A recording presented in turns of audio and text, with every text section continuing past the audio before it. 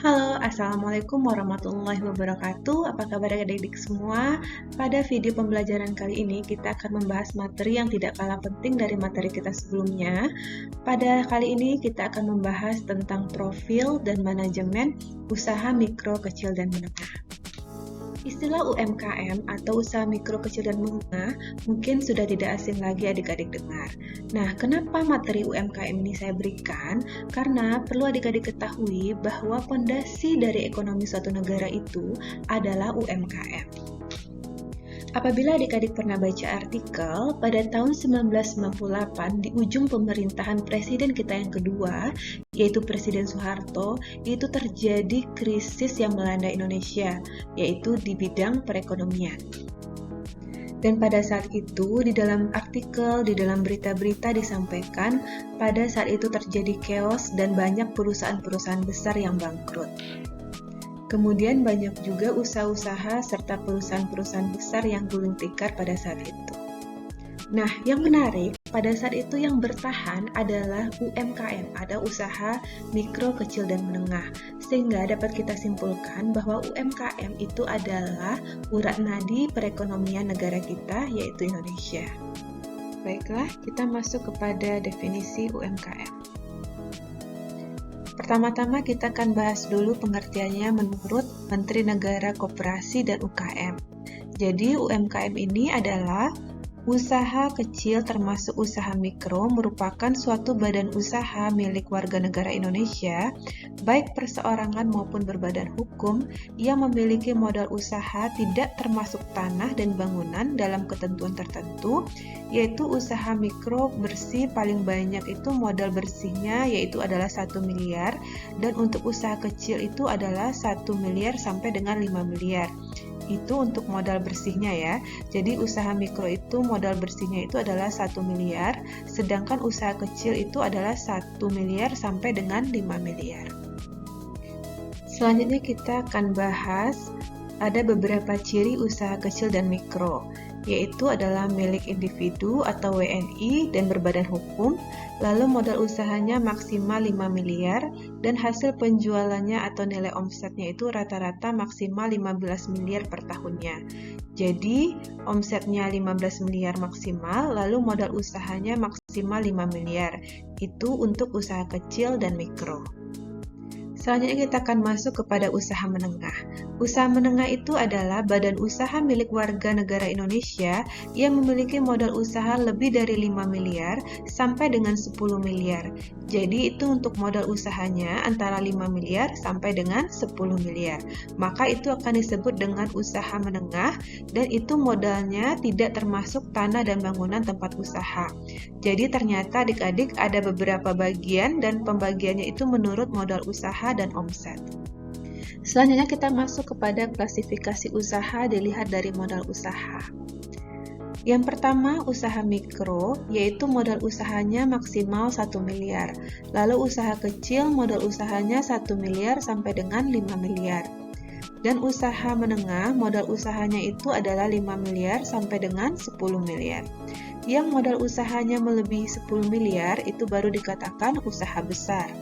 Yang disebut UMKM atau usaha mikro, kecil, dan menengah itu adalah 1 miliar sampai dengan 10 miliar. Jadi ada rentang modal usahanya. Ini berdasarkan peraturan pemerintah nomor 7 tahun 2021. Ini merupakan peraturan pemerintah yang terbaru karena sebelumnya nominal modal usahanya itu adalah lebih kecil. Selanjutnya kita masuk kepada pengertian usaha kecil menurut BPS atau Biro Pusat Statistik.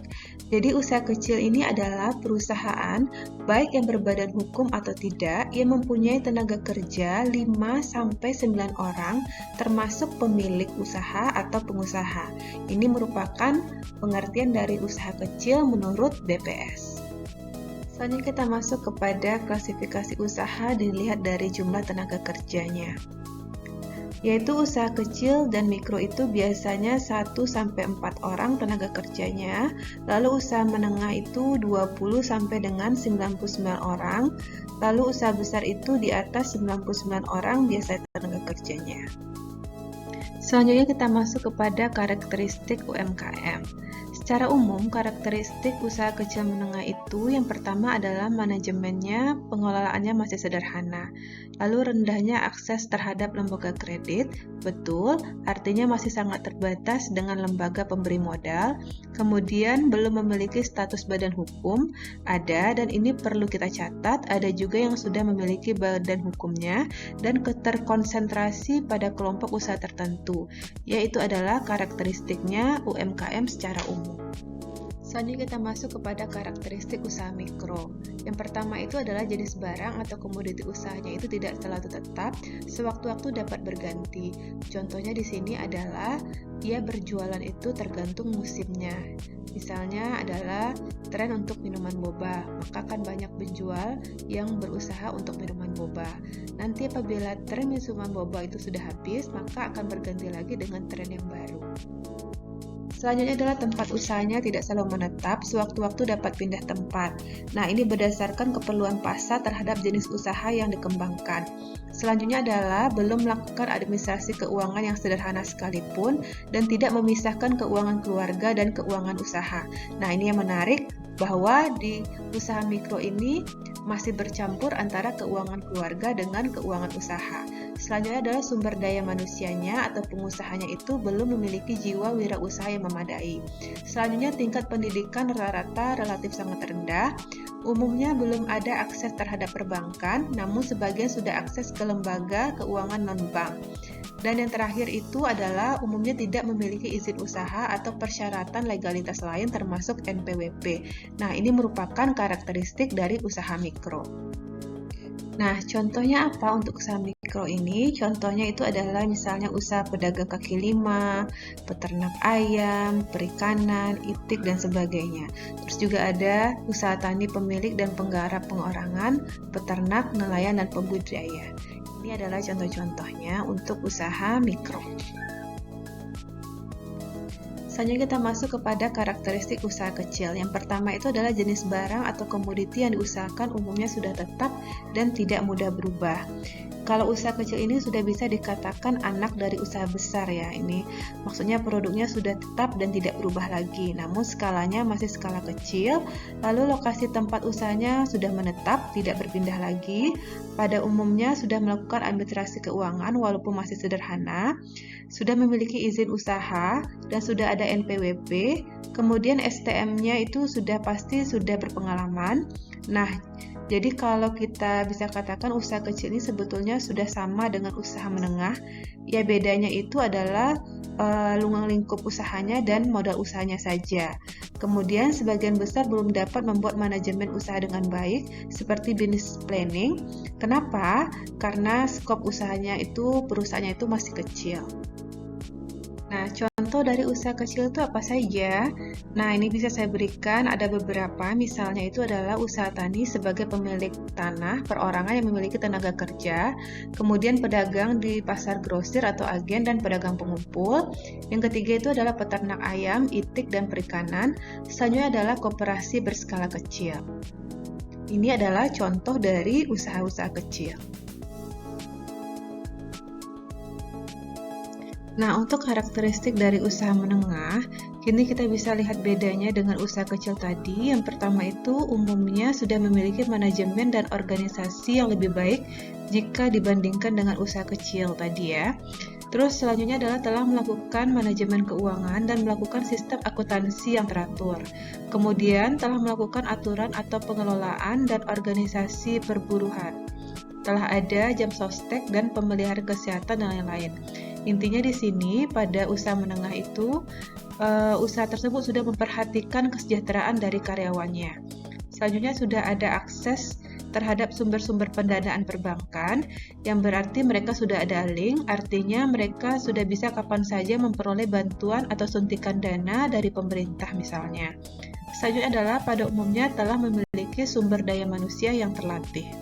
Nah, contoh dari usaha menengah itu apa saja? Contoh dari usaha menengah itu misalnya usaha perdagangan grosir, termasuk ekspor-impor, kemudian usaha pertanian, peternakan, perkebunan, kehutanan, skala menengah. Ini berarti omsetnya sudah melewati syarat yang sudah saya jelaskan di awal tadi. Kemudian ada usaha pertambangan batu gunung untuk konstruksi dan marmer buatan. Ini merupakan contoh-contoh dari usaha skala menengah. Selanjutnya kita masuk kepada permasalahan UMKM. Nah, apa saja permasalahan pada UMKM itu? Di sini UMKM ini menghadapi dua permasalahan utama, yaitu masalah finansial dan masalah non-finansial atau organisasi dan manajemen. Untuk masalah finansial, contohnya adalah kurangnya kesesuaian atau terjadinya mismatch antara dana yang tersedia yang dapat diakses oleh UKM. Selanjutnya adalah tidak adanya pendekatan yang sistematis dan pendanaan. Nah, selanjutnya adalah biaya transaksi yang tinggi, kemudian kurangnya akses ke sumber daya yang formal. Selanjutnya itu adalah bunga kredit untuk investasi maupun modal kerja yang cukup tinggi. Di sini saya beritahukan bahwa untuk 3 tahun terakhir ini bunganya cukup rendah ya untuk bantuan pendanaan usaha kecil dan menengah ini. Jadi sudah tidak terlalu tinggi dibandingkan dengan tahun-tahun sebelumnya. Sebelumnya kita membahas tentang masalah finansial, kali ini kita membahas tentang masalah non-finansial. Contohnya di sini adalah kurangnya pengetahuan atau pengalaman atas penguasaan teknologi produksi misalnya. Kemudian kurangnya pengetahuan akses pemasaran. Nah, bisa juga akibat keterbatasan sumber daya manusia atau SDM, serta kurang sumber daya untuk mengembangkan SDM, serta kurangnya pemahaman mengenai keuangan dan akuntansi. Masalah non-finansial inilah yang biasanya membuat UKM itu sulit untuk berkembang menjadi usaha besar. Di dalam UMKM ternyata ada fungsi-fungsi manajemen yang bisa diterapkan dan dilaksanakan agar penata kelolaannya terarah dan dapat memperkuat UKM itu sendiri dalam persaingannya dengan yang lain. Nah, untuk itu, pertama-tama kita akan mengetahui dulu apa itu pengertian dari manajemen. Manajemen adalah ilmu dan seni yang merencanakan, mengorganisasikan, mengarahkan, serta mengawasi suatu kegiatan untuk mencapai tujuan yang ditetapkan. Fungsi manajemen yang pertama adalah perencanaan atau planning. Jadi perencanaan terjadi itu di semua tipe kegiatan, termasuk dalam memulai atau menjalankan sebuah bisnis. Merencanakan tindakan menjadi sangat penting untuk membuka suatu usaha baru. Tindakan yang perlu kita rencanakan adalah mempersiapkan segala sesuatunya sampai usaha tersebut siap dioperasikan. Perencanaan adalah proses dasar di mana manajemen itu memutuskan tujuan dan cara mencapainya. Dalam perencanaan, manajer itu memutuskan apa yang harus dilakukan, kapan melakukannya, dan bagaimana melakukannya. Jadi dapat disimpulkan bahwa perencanaan itu adalah pemilihan sekumpulan kegiatan dan pemutusan selanjutnya apa yang harus dilakukan, kapan, bagaimana, dan oleh siapa. Perencanaan yang perlu dibuat terdiri dari rencana organisasi, rencana pemasaran, dan rencana keuangan. Perencanaan dibuat dengan bahasa yang sederhana agar mudah dimengerti, singkat dan padat, tetapi mampu dipahami oleh orang lain. Yang pertama adalah perencanaan organisasi. Yang termasuk perencanaan organisasi, yang pertama itu adalah gambaran singkat perusahaan, di mana di sana terdapat identitas usaha, bentuk atau model usaha, strategi jangka pendek, menengah dan panjang, dan resiko bisnis. Yang kedua adalah perizinan, yang ketiga adalah produk atau jasa yang dijual, yang keempat adalah struktur organisasi, dan yang kelima adalah deskripsi jabatan. Yang kedua adalah perencanaan pemasaran, di mana rencana pemasaran tersebut memuat yang pertama adalah analisis pemasaran. Yang termasuk analisis pemasaran adalah tren bisnis, situasi persaingan, serta analisis SWOT. Yang kedua untuk rencana pemasaran adalah sasaran dan target pemasaran. Yang ketiga adalah strategi pemasaran, di mana yang termasuk strategi pemasaran ini ada 5, yaitu produk atau jasa, tempat, promosi, harga, serta pelayanan. Dan yang terakhir, rencana pemasaran tersebut adalah program pemasaran, di mana yang termasuk program pemasaran tersebut adalah contohnya nama kegiatan, jadwal pelaksanaan, anggaran program, penanggung jawab, serta monitoring dan evaluasi program. Yang terakhir adalah perencanaan keuangan. Yang termasuk perencanaan keuangan, yang pertama adalah ringkasan kebutuhan dana, yang kedua adalah rencana sumber dana, yang ketiga adalah rencana penggunaan dana, dan yang keempat adalah proyeksi laporan keuangan.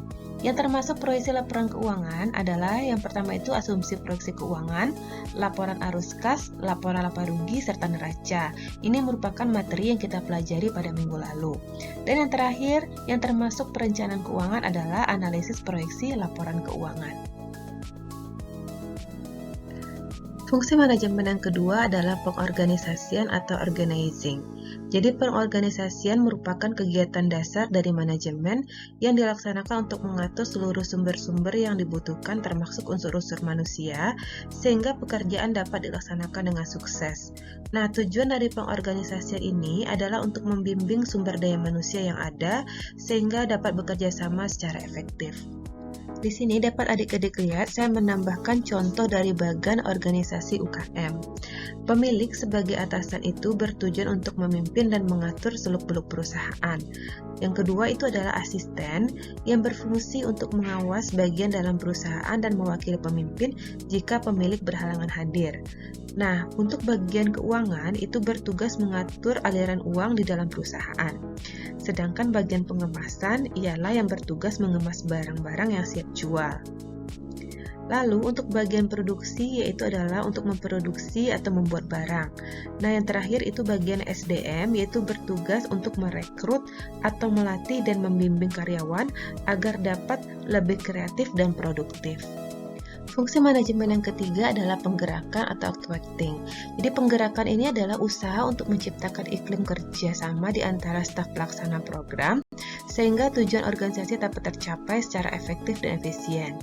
Fungsi penggerakan ini termasuk kualitas, gaya, dan kekuasaan pemimpin perusahaan. Nah, manajemen dalam UMKM ini mempunyai arti sebagai owner atau pemilik usaha yang bekerja dengan memberdayakan orang lain dan mengorganisasikan kegiatan-kegiatan mereka guna mencapai tujuan tertentu.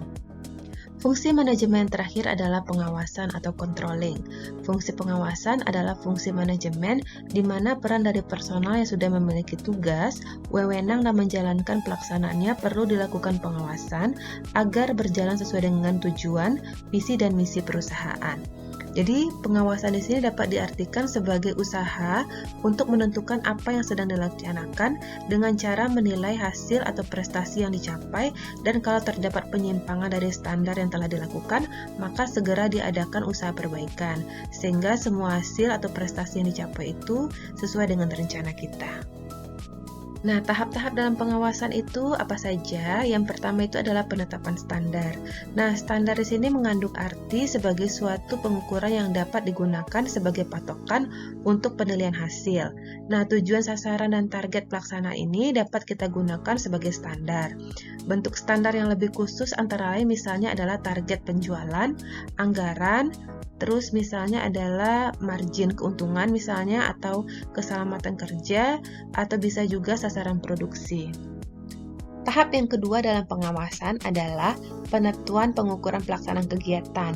Nah, penetapan standar adalah sia-sia bila tidak disertai dengan cara-cara untuk mengukur pelaksanaan kegiatan nyata. Beberapa pertanyaan yang penting misalnya itu adalah berapa kali pelaksanaan seharusnya diukur, misalnya setiap jam, harian, mingguan, atau bulanan. Lalu ada juga dengan pertanyaan dalam bentuk apa pengukuran itu dapat dilakukan, misalnya dalam laporan tertulis, infeksi visual, atau misalnya melalui telepon. Atau siapa saja yang terlibat. Pengukuran ini sebaiknya mudah dan tidak mahal serta dapat diterangkan kepada karyawan. Yang ketiga adalah pengukuran pelaksanaan kegiatan. Setelah frekuensi pengukuran dan sistem monitoring ditentukan, pengukuran pelaksanaan dilakukan sebagai proses yang berulang-ulang dan terus-menerus. Ada beberapa cara untuk melakukan pengukuran pelaksanaan. Misalnya itu melalui pengamatan. Yang kedua itu misalnya melalui laporan-laporan, baik lisan maupun tulisan. Yang ketiga itu melalui metode-metode otomatis. Selanjutnya adalah melalui pengujian atau dengan pengambilan sampel. Nah, tahap pengawasan yang keempat adalah pembandingan pelaksanaan dengan standar dan analisa penyimpangan. Tahap kritis dari proses pengawasan adalah pembandingan pelaksanaan nyata dengan pelaksanaan yang direncanakan atau standar yang telah ditetapkan.